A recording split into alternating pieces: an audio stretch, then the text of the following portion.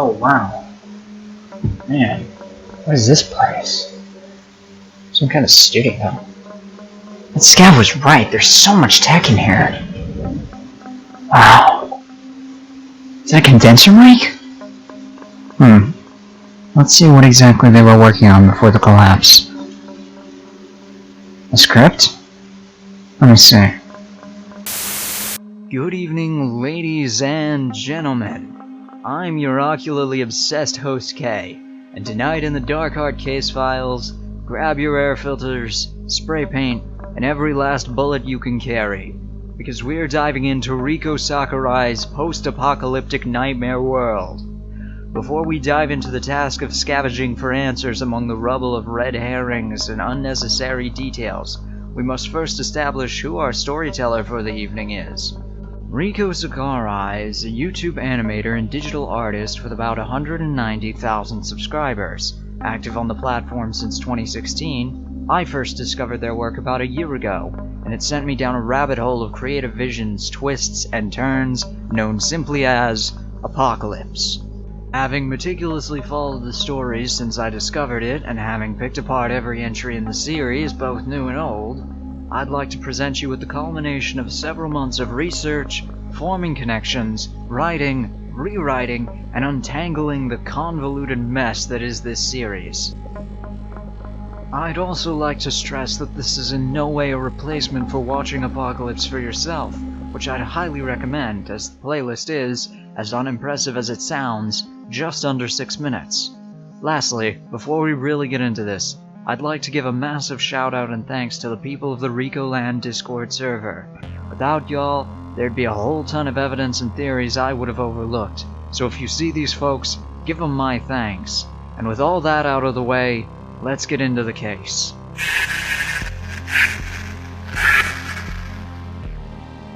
November 14th, 2018. Activity for Apocalypse picks up in a big way as the first full episode of the series is published. The first episode of this series does a lot to establish our backstory. We are introduced to Riko, or as I'll now refer to him, Cheese Cat, as seen in the first of several outfits he will take on over the course of Apocalypse, this one being his mercenary fatigues, an olive drab vest and red bandana with some goggles to top it all off. We also see the first appearance of Cheese Cat's as of yet unnamed sister. Cheese Cat is seen leaving to join some kind of military organization that is later revealed to be the Border Guard. A single frame message seems to suggest that Cheese Cat was given a letter of recommendation during his time serving in another branch of the armed forces by a military or government higher-up. One who wears a star medal on his lapels. This is the man with the star medal. In the same moment, a line of red paint or marker strikes across Cheese Cat's eyes and across the letter in his hand as though to strike it down. An interesting note is that generally this method of marking, a solid rectangle across the eyes, is used in media as a way to obfuscate someone's identity. He's also shown to bear witness to a meteorite strike. While on duty, Cheese Cat overhears the other soldiers speaking, and as he listens in, he discovers, to his horror, that the meteorite struck his hometown. Not only that, but the rumor was floated that the government has been doing nothing to rescue or even help the people in the area, opting instead to let them suffer. With his trust in the government severely shaken, Cheese Cat breaks protocol, tearing off his mask and discarding his rifle in favor of a pump-action shotgun. From this point in the timeline onward, Cheese Cat is to be considered AWOL, and his outfit and demeanor will grow to reflect this. The episode ends on a scene of Cheese Cat dashing through the obliterated ruins, and as the sun falls, the dead rise from their holes in the ground, from the ruined buildings and from buried streets. As these decaying feral creatures step forth from their graves, the audience is suddenly made aware of the true nature of this monumental tragedy. According to Riko themselves, the meteorite hit Earth, bringing a disease that drove the infected to madness and cannibalism, the brain in particular. They shortly thereafter clarified that yes, that meant zombies.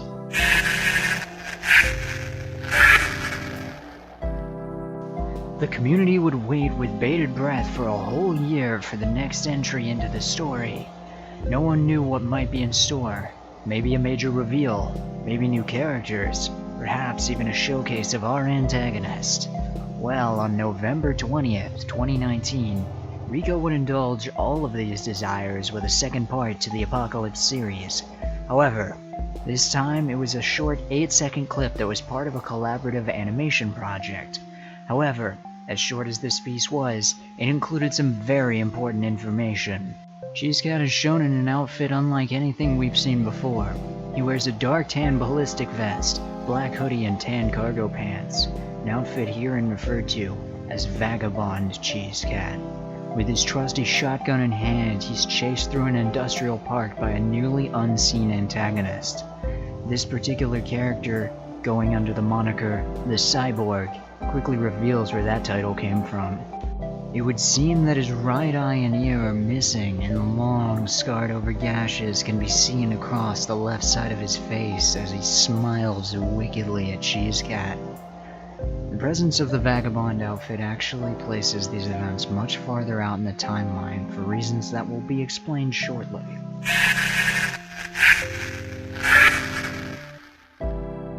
Before we move into possibly the single most illuminating piece of animation to the story thus far, there's a couple of small discrepancies, as it were. See, about 2.5 years prior to this, in June of 2017, Riko would upload this image to their stash. For those of you who don't know, stash is just the back-end part of DeviantArt that allows users to store their work without officially uploading it. Now, there are several interesting details, like the inclusion of a whole entourage of characters instead of the more singular protagonists that the series would eventually shift towards. You may also notice that it's not only referred to as Apocalypse Mercenary, but also as a cover, implying that this was initially intended to be a comic or a graphic novel, a format that Riko at the time was not only proficient with, but invested in, as they were helping with a Happy Tree Friends fanon comic.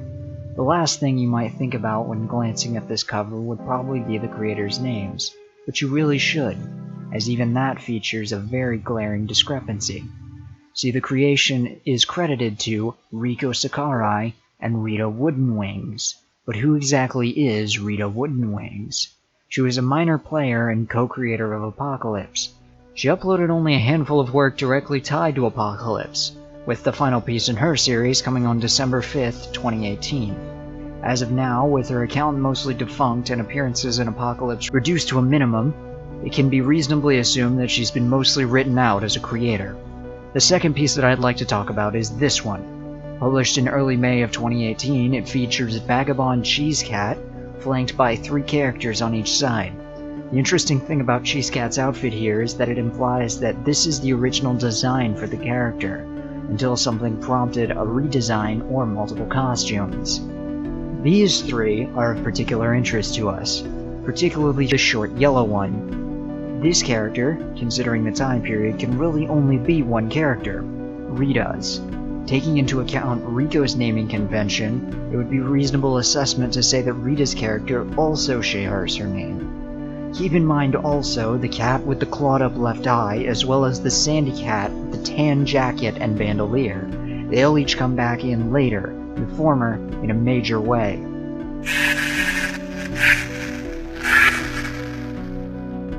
So we've reached one of the most major pieces of the story. Premiered on January 27th, 2020, Platform 9 would introduce major story elements, clear up outstanding mysteries, and put forward 2 new secondary characters. It begins with Cheesecat, still in mercenary dress, searching through an abandoned city as rain pours down. He discovers a photograph in the collapsed remains of a building. The contents of this photo send him on a horrified spiral, a spiral that quickly turns to anger as Cheesecat claws through an unfamiliar insignia, a downward-facing triangle with the outline of some kind of cat within it. With his allegiance to the government finally disbanding, Cheesecat pulls on a black jacket and becomes Rogue Cell Cheesecat. A new character then appears, a man dressed in an officer's uniform surrounded by Border Patrol, and with that same distinctive triangular insignia behind him. This is the General. he is a member of the government branch that is represented by that same insignia. It's unknown if he commands the entire force or just the border patrol, however. They are quickly replaced by the cyborg and another new character, an enigmatic contractor known only as the Associate. And again, they disappear suddenly, replaced by an infected, lunging at the viewer with vicious intent. It appears with a distinct, cracked appearance, as though it were made of shattered marble. Cheese Cat then reappears, wearing the other defining feature of the Rogue Cell outfit, the mask, a basic 2-filter respirator with glowing blue strips around the filters and glowing teeth painted on the front. As Cheese Cat keeps pressing onward, we finally learn what the photo contained. It was a portrait of Cheese Cat and his sister. Spattered with dried blood, both subjects' faces are scratched out. The shorter of the two has their face struck through, as though to indicate they're a confirmed kill, while the taller simply has 3 question marks. His whereabouts and status are unknown. Now we understand why Cheese Cat was so angered following his discovery of the photograph. Someone had signed off on the execution of him and his sister. Of course, they'd only been able to get to her, and now were likely hunting him. Understanding his fate is ultimately sealed, he grabs some spray paint and begins a campaign of information warfare against the government he'd served so long for. He can be seen graffitiing the words, "Do not trust," across the cockpit of a crashed jet. The cyborg and the general reappear, like 2 sides of the same coin, 2 people in polar opposition to one another, jovial and grim. They are always seen in connection with one another, leading to the possibility that the cyborg and the Associate are members of a powerful government splinter faction, the cyborg possibly being the head or founder of said faction. Cheese Cat can be seen raising his shotgun against an unforeseen foe, but judging by his facial expression, they are of little threat.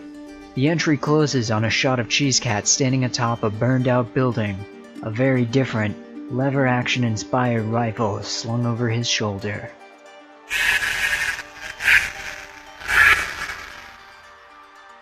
Over a year later, on February 19th, 2021, Riko would premiere another major piece of the story with Ghost. Through this entry, we would learn of a hitherto unknown faction, a new major character, and multiple new supporting characters. Our focus shifts from the lovable scamp Cheese Cat to a brand new character, a white cat with a clawed up left eye. Wait a second. Yes, this is one and the same with the character featured in the original group promotion for Mercenary. Now going under the name of Nyx, they are a member of the independent and enigmatic faction known simply as the Ghosts. As Riko put it, they're independent of the government and also do not work with Cheese Cat.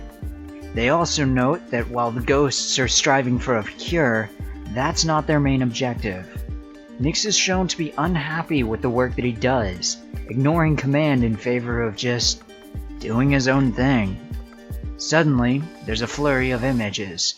A man with glasses. Nyx's left eye, still fully functional. Nyx, lying on his side in a pool of his own blood with his left lens smashed and his chair lying on the floor. A portrait of Riko changing hands. A horde of infected in a cage. And a corkboard covered in notes, clippings, and photos that quietly strings together the entire plot as a warning blares over it all. Keep this board in mind, we'll come back to it later. Nyx is shown to be able to cloak and become totally invisible. He's seen putting this ability to use in the form of sabotaging the Ghosts' communications, taking their connections off the grid. Nyx glares down the scope at an unseen target. He also hides away from other Ghosts as they patrol the area before slipping away. He stands against a shadowy figure who simply smirks at him. Suddenly, we're back with Cheese Cat, scampering through the burned-out ruins of the zone, and in the blink of an eye we return to Nyx, late at night, and with the moon hanging low in the sky. Nyx shuts off his earpiece and stands, activating his cloaking system and vanishing into the night. Then, it snaps to Cheese Cat again, sitting by a fire in a blasted-out building. He sits there, watching the fire burn as he begins to doze off. Suddenly, a cartridge hits the floor and causes Cheese Cat to snap to attention.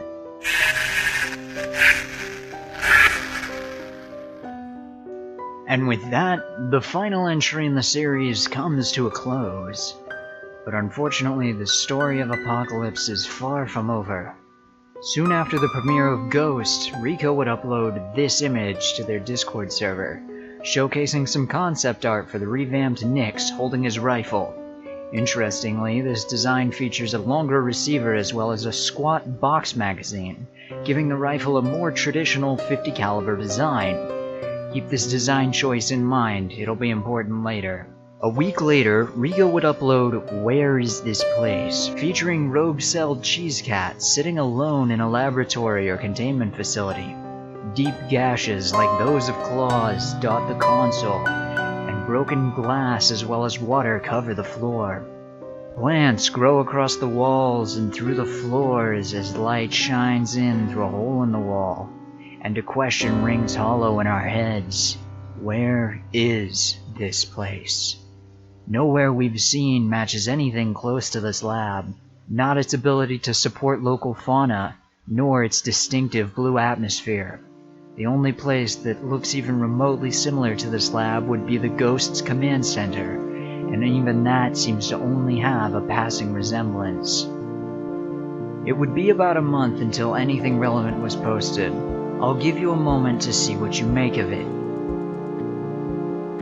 Does he look familiar? You should. Back in the Chapter 2 interlude, I made a note of two characters we'd want to keep in mind. A white cat with a clawed up left eye who returned as Nyx, and a sandy cat with a tan jacket and bandolier. This is the latter, now by the name of Voss. If we look back, far back into Riko's archived work, way back in May of 2018, we can find this, which gives us his full name, Vostre. It remains unknown who exactly is Voss or how he fits into the story, but it would seem he's not up to anything good. It would be another dry spell, until a piece simply titled Ghost was uploaded, featuring Cheese Cat and Nyx standing against each other back to back. But more interestingly is the comment that Riko attached to this piece. Nyx and Cheese Cat aren't brothers or anything. Cheese Cat only has a vague notion of Nyx. And most interestingly of all, Nyx was sent to kill Cheese Cat, but has no intention of following through that contract. This Ghost Corporation that Nyx works for has no interest in killing Cheese Cat, and would rather focus on their efforts towards a cure. Riko also put forward two questions. What is Nyx's plan? And who gave him the Cheese Cat contract? We already know that Nyx goes rogue, so now the question remains, who put in this contract? I might have an answer, but let's finish up here. Another month of radio silence until this, showcasing another unseen Cheese Cat outfit. Titled Conscript, this outfit features an actual helmet, along with proper ballistic goggles, as well as a Belt A type chest rig. But most importantly, sleeves. Sleeves with a different color along the edges. Sleeves with a tourniquet-like strap just above the left elbow. Meaning that this matches, almost exactly one for one, the outfit shown in the single-frame message of Epoch, centering its place and relevance in the timeline. Any instance of Conscript Cheese Cat takes place during his initial stint with the armed forces. Another week would elapse before any new content was released, but the wait would be well worth it, because on May 10th, 2021, Riko would upload It's Too Late, a 6+1 panel comic that would fill out some of that missing time.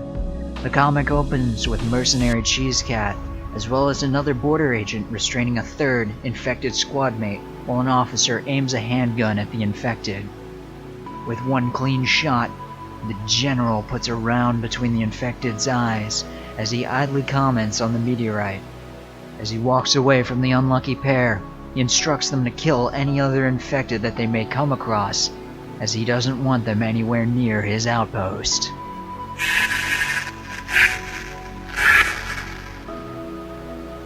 And with that, we come to the end of the Apocalypse media. And with that, also comes the end of the story.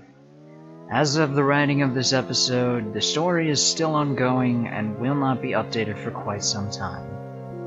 But by Riko's own metric, the man with the glasses is, quote, the key factor to unlock most of the deep lore, unquote.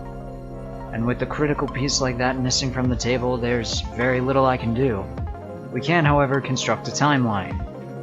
The earliest point would be conscript Cheesecat during his initial time with the armed forces.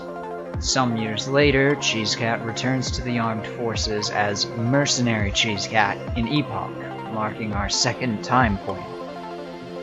Then comes Nyx and Ghost, taking place directly or almost directly after Epoch.